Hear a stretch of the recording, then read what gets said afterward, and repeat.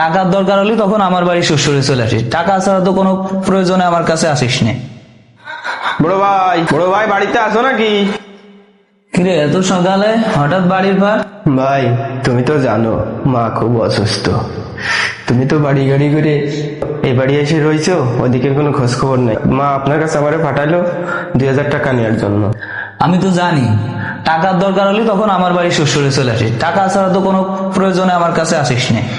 এখন টাকার দরকার হয়েছে, অমনি তুই শ্বশুরে আমার কাছে চলে আসে।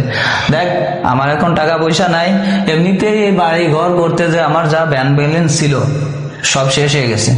তুই এক কাজ কর, ওই অন্য কারোর কাছ থেকে দেখ একটু টান মান দে নে। তুই তো দেখতেছিস আমার পরিস্থিতি খুবই খারাপ, বাড়ি ঘর করে কত টাকা পয়সা খরচ করছি, দেখ অন্য জায়গাতে একটু ম্যানেজ ট্যানেজ করে নে। এই মুহূর্তে এতগুলো টাকা আমি কই পাবো? ভাইয়ের কাছে আসলাম, চিকিৎসার টাকা দিল না, আর এখন মার ওষুধ কিনবো কিভাবে? ভাইয়া আরে সোহান তুমি এখন?